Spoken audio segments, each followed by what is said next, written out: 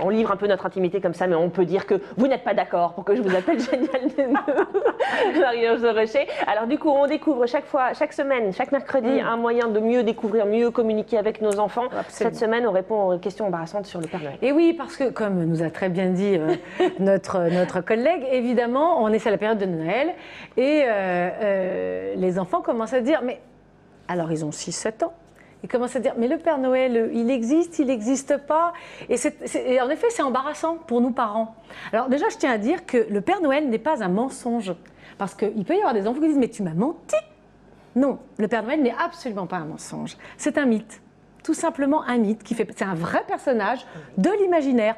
Rien d'autre, c'est pas un mensonge. Donc en effet, déculpabiliser sur le fait que, alors est-ce que je dois mentir, vraiment, c'est ce qui se passe quand même. Il y a des parents qui disent, il faut que je lui dise la vérité. Ça n'a rien à voir avec la vérité, c'est un mythe et c'est extrêmement important pour l'imaginaire des enfants. Ensuite, il y a des enfants qui ne sont pas prêts à entendre que le Père Noël est un mythe. Bien sûr. Ils ne sont pas prêts. Alors il faut les laisser un petit peu, l'enfant, ça ne dure pas si longtemps que ça, donc il faut les laisser. Et il y a une astuce de psy, c'est-à-dire qu'on va répondre à la question. Moi j'ai une astuce après. Très bien. On va répondre à la question par une question. Si l'enfant vous dit Kevin, il m'a dit que le Père Noël n'existait pas. Alors, répondez, d'après toi, qu'est-ce que t'en penses, toi? Qu'est-ce que t'en penses, toi? Il existe un peu quand même. Alors, il existe un peu, tout va bien. Et c'est pas aux parents de dire il existe ou il n'existe pas. C'est pas une question d'exister ou n'exister pas. C'est un mythe et en effet, les parents aident le Père Noël. Voilà tout pour les cadeaux. Mais le Père Noël, finalement, existe. Donc ça, c'est quand même important pour l'enfant qu'il puisse, le plus longtemps possible, y croire. Ça fait pas de mal. Franchement, ça fait pas de mal.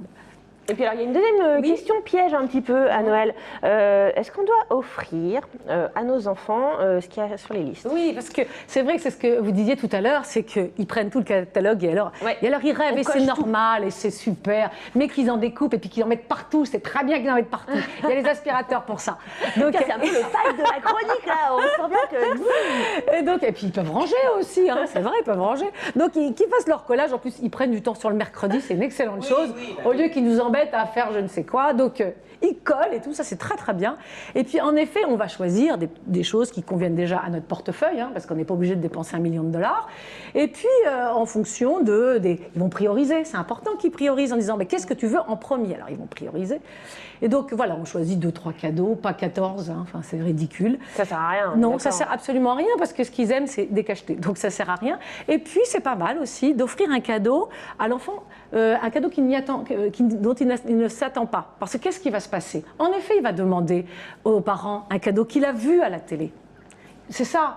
Alors, on n'est pas obligé de faire en sorte que les super marketeurs gagnent à chaque coup. C'est-à-dire qu'on a peut-être vu un cadeau ou justement aller à la forteresse de Chinon. Ça peut être un cadeau pour un enfant en plus de sa liste de Playmobil et consorts. Donc voilà, on peut aussi offrir un cadeau à son enfant et un cadeau où il ne s'y attend pas du tout. Et comme ça, on entendra « Oh, il s'est trompé, le Père Noël !» Mais non, mais vous imaginez un château fort, c'est formidable quand même. Merci beaucoup. Avec des contes de Noël, parce qu'on fait des contes de Noël pour les vacances. Merci beaucoup Marie-Ange. En tout cas, on retrouve tous vos conseils, bien entendu, sur votre site internet www.terreeducation.com. Et puis, pour terminer cette émission,